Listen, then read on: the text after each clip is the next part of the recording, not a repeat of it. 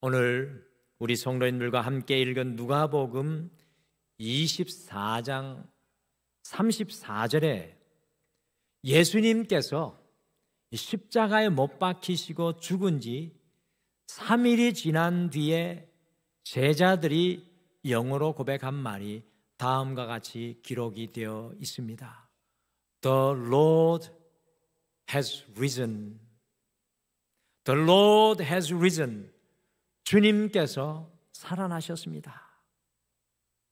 여러분들, 이 누가복음 24장 34절은 그냥 지나쳐 읽을 것이 아니라 누가복음 제일 마지막 장 속에 제자들이 처음으로 예수님의 부활에 대해 믿음으로 고백하는, 예수님의 부활에 대해 믿음으로 고백하고 있는 너무나 소중한 순간의 말씀입니다. 정말 주님께서 살아나셨습니다. 주님께서 살아나셨습니다. 그들의 삶의 모든 것을 다해 고백하는 장면입니다. 오늘 이 부활절 여러분과 저의 고백도 또한 성도님을 향한 우리의 인사도 바로 제자들의 이 선포가 되어야 할 줄 믿습니다. 여러분의 마음을 담아서 앞뒤 자분들과 함께 인사하실까요? 주님께서 살아나셨습니다. 같이 인사하시죠. 주님께서 살아나셨습니다. 아멘. 영어로 한번 해볼까요? The Lord has risen. 앞뒤 자분들하고 인사하시죠. The Lord has risen. 아멘. 우리가 글로벌 교회가 됐습니다. 오늘 국제교회로 온 세계 성도님들이 인사하는 것처럼 인사했습니다. 13절 보시면 그날이라고 시작하는데 그날은 바로 예수님께서 부활하신 날입니다. 이 날에 아이러니하게도 예수님의 12제자는 아니었지만 예수님의 70인의 제자들 중 두 사람이 예루살렘에서 엠마오, 예루살렘에서 약 25리, 예루살렘에서 약 1.4km 떨어진 북서쪽에 지중해 가까이에 있는 엠마오로 걸어 내려가고 있는 배경이 바로 오늘 말씀이 되겠습니다. 누가복음은 길 위의 인생, 도상의 인생에 대해서 특별히 누가복음은 잘 말씀해주고 있는데요. 이 길을 걸어가면서 14절과 15절에 보시면 두 제자들이 예루살렘에서 일어났던 일에 대해 깊은 대화를 나누고 있습니다. 예루살렘에 일어난 일, 곧 예수님의 고난당하심과 십자가의 죽으심과 그리고 빈 무덤에 대해 이야기한 것을 우리는 추측해 볼 수가 있습니다. 그런데 제가 아무리 말씀을 여러 버전을 통해서 자세히 읽어보아도 이 두 제자들이 그들의 인생의 내리막인 엠마오로 걸어 내려가면서 예수님의 부활에 대한 이야기를 나누었다는 것은 찾아볼 수가 없습니다. 아이러니하지 않습니까? 온 세상의 첫 번째 부활주일, 첫 번째 부활주일에 예수님의 두 제자가 부활을 빼고 이야기를 나누고 있다는 겁니다. 이 두 제자는 부활의 날에 마치 안고 없는 찐빵과 같은 이야기만 계속 늘어놓고 있습니다. 주님과 함께 걸었던 그들의 길이 십자가의 죽음에서 마침표가 되어버렸고 지금 이 두 제자들은 몹시 흔들리고 있으며 슬픔과 절망과 낙심의 내리막길을 그들이 걸어 내려가고 있다는 것입니다. 오늘 이 엠마오로 향하는 두 사람은 부활을 잃어버린 인생의 전형적인 모델입니다. 부활을 잃어버린 인생은 내리막으로 내려갈 수밖에 없는 인생이라는 것을 오늘 보여주고 있습니다. 오늘 18절 말씀해 보시면 두 사람 중에 한 사람의 이름이 나오는데 그 사람의 이름이 누구입니까? 글로바라는 사람입니다. 오늘 성경 퀴즈 대회 때 나올 수가 있기 때문에 제가 여쭤본 겁니다. 하나는 맞추셔야죠. 할렐루야. 누구라고요? 글로바. 이렇게 가르쳐 주는데 못 쓰면 안 됩니다. 글로 봐. 필기가 틀린 건 용서해 드립니다. 글로 봐. 제게 이런 질문이 생겼습니다. 성경은 왜 한 사람의 이름은 글로 봐라고 가르쳐 주고 다른 사람의 이름은 가르쳐 주고 있지 않은 것일까요? 성경을 읽으면서 이런 질문을 가끔 하셔야 되는데 왜 그럴까요? 저는 성경이 한 사람의 이름을 가르쳐 주지 않는 것이 마치 알려지지 않는 그 사람이 우리라는 것을 암시하는 것처럼 오늘 성경을 통해 느끼게 되었습니다. 오늘 우리가 살아가는 이 시대가 부활을 잃어버린 시대인 것 같습니다. 마치 두 제자가 십자가에서 죽으신 주님에게 마침표를 찍어버리고 십자가에 죽으신 그 주님만 바라보며 그곳에 마침표를 찍어버리고 부활을 기대하지 못하여서 인생의 내리막길인 엠마오로 내려가는 것처럼 주님의 부활의 기쁨과 소망을 잃어버린 시대가 바로 이 시대가 아닌가 생각합니다. 우리 가정이 주님과 함께 일어나는 부활의 소망을 잃어버렸습니다. 우리 자녀들이 주님과 함께 일어나는 이 부활의 소망을 잃어버렸습니다. 우리 교회가, 우리 나라가 주님과 함께 일어나는 부활의 소망을 잃어버렸습니다. 그래서 오늘 이 부활절에 저는 와서 보라 16번째 시간에 부활을 잃어버린 사람, 이 부활을 잃어버린 사람들이라는 제목으로 어떻게 다시 부활을 우리의 삶에서 누리고 경험하게 될지 엠마오로 향하는 두 제자, 그 중에 한 사람은 누구라고요? 글로바. 그리고 그 중에 한 사람은 누구라고요? 바로 우리 자신. 네, 어떻게 경험하게 될지 말씀을 통해 함께 발견하겠습니다. 부활을 잃어버린 우리의 삶 속에 주님의 부활의 기쁨과 소망이 우리의 삶을 다시 채워나가고 오늘 성경의 말씀처럼 부활이 우리의 가슴을 뜨겁게 하게 되기를 간절히 축복합니다. 부활을 잃어버린 사람은 같이 읽겠습니다. 시작. 부활을 잃어버린 사람은 예수님의 이야기가 필요합니다. 오늘날 우리가 살아가는 시대는 모두 다 자기 이야기를 하면서 살아가는 시대인 것 같습니다. 그래서 유튜브에 자기가 살아가는 일상과 삶을 담아가지고 자기의 이야기를 많은 사람들에게 보여주고 들려주고 하려고 합니다. 오늘 이 시대를 쉽게 표현하면 자기의 이야기가 충만한 시대입니다. 언젠가 제가 제 아내와 식사를 하는데 세 남자분이 식사를 하면서 술을 한 잔 재미있게 이렇게 마시고 계셨습니다. 서로가 술을 마시면서 내 이야기 좀 들어보라고, 내 이야기를 들어보라고 세 사람이 난리가 났습니다.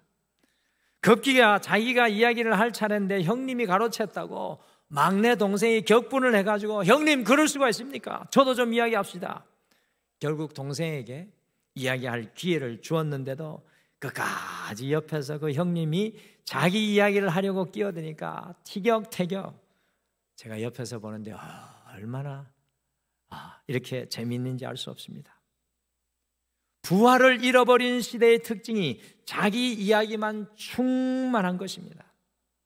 그런데 오늘 부활을 잃어버린 두 제자들이 슬픔과 낙심으로 엠마오의 내리막길을 내려가면서 부활을 누리는 인생으로 회복되는 한 가지 매우 중요한 일을 하고 있습니다. 같이 누가복음 24장 19절 말씀 같이 읽겠습니다. 시작. 이르시되 무슨 말이냐? 이르되 나사렛 예수의 일이니 그는 하나님과 모든 백성 앞에서 말과 일에 능하신 선지자이거늘. 엠마오로 향해 가는 두 사람이 부활을 잃어버린 전형적인 모습이지만 이 두 사람에게서 우리가 꼭 본받아야 할 것이 하나가 있습니다. 그것이 무엇입니까? 이 두 사람은 부활을 이야기하지 못하는 부활을 잃어버린 사람들이기는 하였지만 이 사람들은 끝까지 예수님의 이야기를 슬픔과 절망과 낙심의 현장 속에서도 함께 하였습니다. 부활을 잃어버린 시대는 우리 자신의 이야기가 아니라 주님 예수님의 이야기가 필요합니다. 우리가 성공한 이야기가 아니라, 우리가 잘한 이야기가 아니라, 우리가 쌓아놓은 것이 아니라 예수님의 이야기가 필요합니다. 우리의 인생의 엠마오 도상에서, 슬픔과 낙심의 장소에서 예수님의 이야기를 할 때 주님께서 일으키시는 놀라운 부활의 역사가 시작됩니다. 오늘 예수님께서요, 가룟 유다를 제외한 11명의 제자들에게, 그리고 다른 70명의 제자들에게 나타나시지 않고 왜 이 두 사람에게 부활하신 예수님이 함께 하신 것입니까? 그것은 바로 이 두 사람이요, 끊임없이, 비록 그들이 엠마오의 인생의 슬픔의 엠마오의 내리막을 내려가고 있지만 예수님의 이야기를 나누니 그곳에서 주님께서 그곳에 찾아와 주신다는 것입니다. 그래서 어떤 역사가 일어납니까? 누가복음 24장 27절 말씀 같이 읽겠습니다. 시작. 이에 모세와 모든 선지자의 글로 시작하여 모든 성경에 쓴 바 자기에 관한 것을 자세히 설명하시니라. 아멘. 인생의 고통과 슬픔의 엠마오, 그 인생의 내리막길에서 주님의 이야기를 하는 그 사람들에게 주님께서 오늘 함께 하셔서 성경에 관한 내용을 자세히 설명해 주셨습니다. 앞에 보이는 그림은 로버트 준터가 그린 엠마오로 가는 길이라는 그림입니다. 어떻게 보면 예루살렘의 정경하고 맞지 않는, 엠마오의 모습과 맞지 않은 그림이지만 저는 이 그림 속에 인생길을 걸어가는 놀라운 은혜가 숨어 있다고 생각합니다. 주님께서 엠마오로 향하여 슬픔과 낙심으로 부활을 잃어버린 인생의 내리막길을 내려가는 그들과 함께 동행하시면서 주님의 이야기를 들려주시니까 그들의 인생이 내리막길이 아니라 화면에 보이는 저와 같은 아름다운 동행의 모습이 되고 있다는 것입니다. 주님의 부활을 잃어버린 우리에게 필요한 것이 무엇이겠습니까? 이 부활주일, 여러분과 저에게 과연 필요한 것이 무엇이겠습니까? 우리의 이야기, 우리의 실패의 이야기, 우리의 슬픔의 이야기가 아니라 예수 그리스도의 이야기가 여러분과 저에게 수혈되어져야 될 줄 믿습니다. 그리스도 예수의 십자가의 이야기가 우리의 인생의 혈관으로 흘러 들어오게 될 때 모든 죽었던 세포가 다시 살아나고 우리에게 진정한 부활의 역사가 일어나게 될 줄 믿습니다. 저는 소원합니다. 등마루교회 성도님들과 함께 매주일마다 예배드리며 우리의 이야기가 아니라, 우리의 성공이 아니라, 우리의 슬픔과 낙심이 아니라 인생의 내리막길을 우리가 내려가고 있을지라도 주님 예수 그리스도의 이야기를 나눌 때 생명의 부활의 역사가 이 등마루교회 속에서 일어나게 되기를 간절히 축복합니다. 우리 교회도 주님의 놀라운 부흥의 은혜를 맛보게 될 것입니다. 오늘 말씀해 보니까 부활을 잃어버린 사람은, 우리 같이 읽어보실까요? 같이 읽겠습니다. 시작. 부활을 잃어버린 사람은 강권하여 주님을 모셔야 합니다. 엠마오로 향하였던 두 제자들은 그 엠마오 도상에서 예수님의 이야기를 자세히 듣고 이해하게 되었습니다. 그들의 마음도 32절에 보시면 이게 식어졌던 마음이 다시 점점 뜨거워집니다. 그런데 이들이 엠마오에 도착했을 때 어떻게 했습니까? 부활을 잃어버린 시대에 주는 귀한 메시지를 또 하나 더 두 사람에게 발견합니다. 2025년 이 부활절, 여러분과 저에게 필요한 것이 바로 이것입니다. 같이 누가복음 24장 28절과 29절 두 절을 같이 읽겠습니다. 같이 읽겠습니다. 시작. 그들이 가는 마을에 가까이 가매 예수는 더 가려 하는 것 같이 하시니 그들이 강권하여 이르되 우리와 함께 유하사이다. 때가 저물어 가고 날이 이미 기울었나이다 하니 이에 그들과 함께 유하로 들어가시니라. 아멘. 주님께서 그들의 마을을 지나쳐 더 가시려고 할 때 두 제자들은 강권하여서 주님을 자신의 집으로 모셔드렸습니다. 주님의 이야기를 듣는 것으로 만족하지 않고 주님과 먹고 마시는 은혜를 누리기 위해서 주님을 강권하여 초청하고 있습니다. 쉽게 설명드리면요, 이 제자들은 주님을 더 사모하고 더 찾고 더 열심을 내고 그 주님과 함께 더 시간을 보내기 위해서 주님을 강권적으로 모셨습니다. 오늘날 한국교회에서 이 신앙의 모습이 사라지고 있습니다. 제가 유럽에서 공부했지 않습니까? 유럽에서 사라진 신앙의 모습이 바로 이겁니다. 강권적으로 주님을 내 인생의 현장에 모셔드리는 것, 강권적으로 주님을 모시는 은혜가 사라지고 있습니다. 우리는요, 좀 더 덜 예배 드리기를 원하고, 성경 말씀을 좀 더 덜 읽기를 원하고, 덜 헌신하며 사역하기를 원하고, 덜 기도하고 덜 전도합니다. 부활을 잃어버린 시대의 전형적인 모습입니다. 우리의 인생에서 부활을 경험하기 위해 강권적으로 주님과 거하기를 사모해야 합니다. 주님이 내 안에 거하여 주시옵소서. 주님 떠나가지 마시옵소서. 주님 지나가지 마시옵소서. 주님 나와 함께하여 주시옵소서. 여러분, 우리 한국교회의 원래 모습이 어떠하였습니까? 우리나라가요, 엠마오 도상과 같이 내리막길로 6.25 때 내려갈 때 여러분, 신앙의 선배들이 어떻게 살았는지를 아십니까? 우리의 신앙의 선조들이 이 엠마오 도상에서도 강권적으로 주님 아니면 살 수 없습니다. 주여, 주님 우리와 함께하여 주시옵소서. 이 나라를 긍휼히 여겨 주시옵소서. 뜨겁게 사모하며 뜨겁게 전도하고 뜨겁게 헌신하였던 나라가 바로 이 대한민국이었습니다. 그런데 이 모습이 온데간데 없이 사라졌습니다. 부활의 역사가 사라질 수밖에 없는 현재의 모습입니다.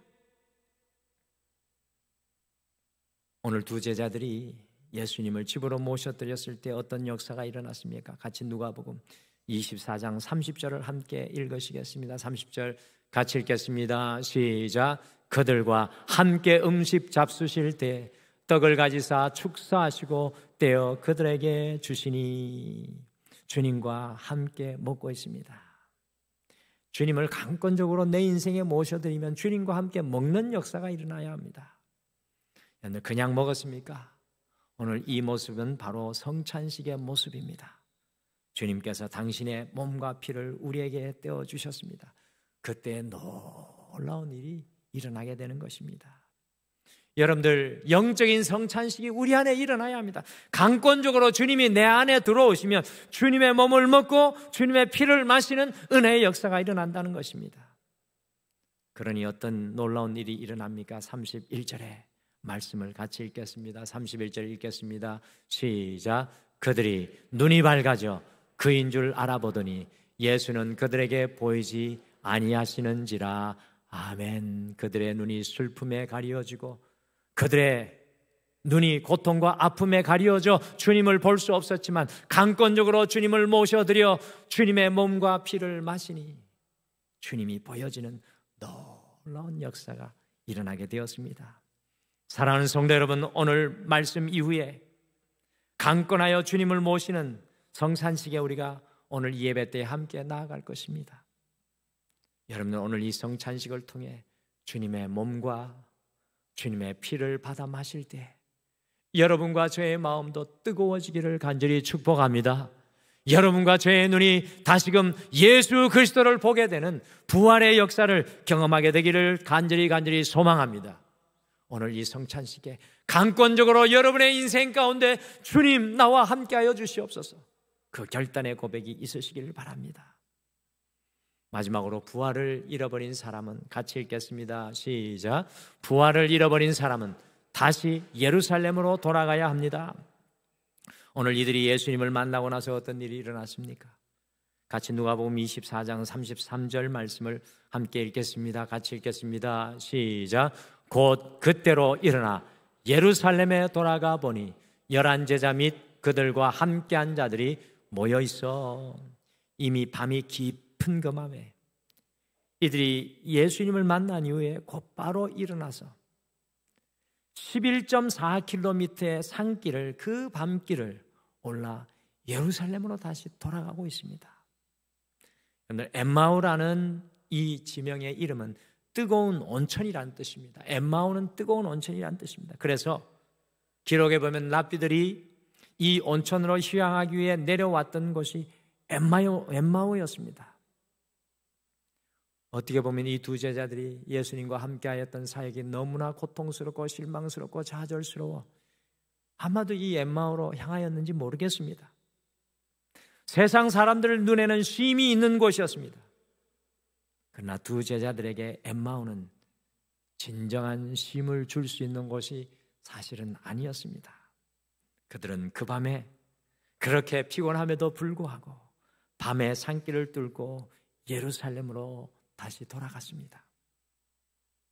예루살렘에서 이 두 제자가 어떻게 될지 모릅니다. 여러분들, 엠마오는 안전한 곳이요 휴식이 있는 장소였지만 예루살렘은 이 두 제자들에게 너무나 위험한 곳이었습니다.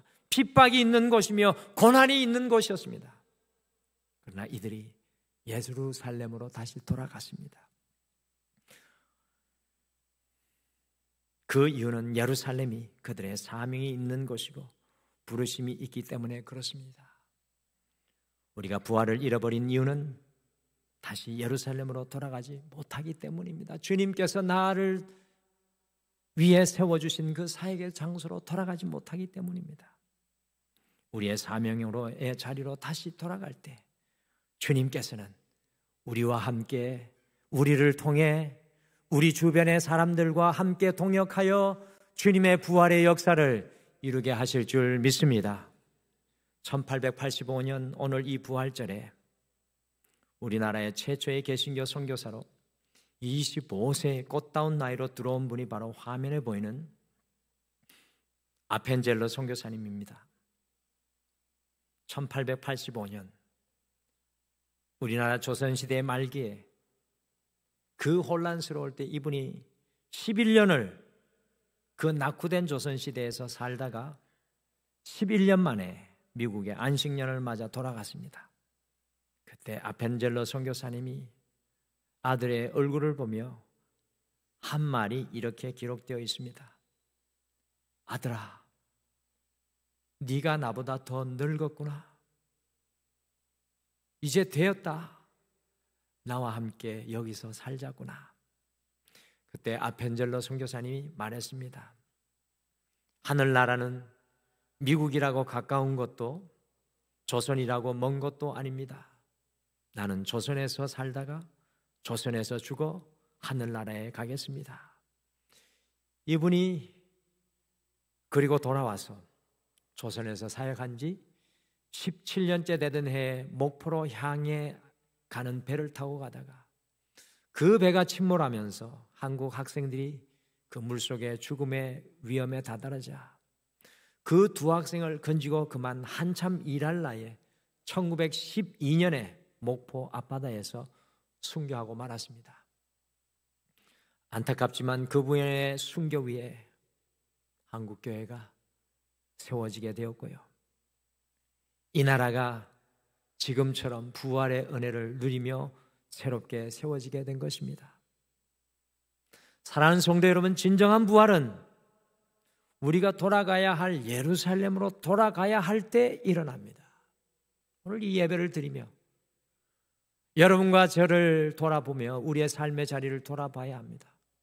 여러분과 제가 돌아가야 할 주님이 부르시는 예루살렘은 어디입니까?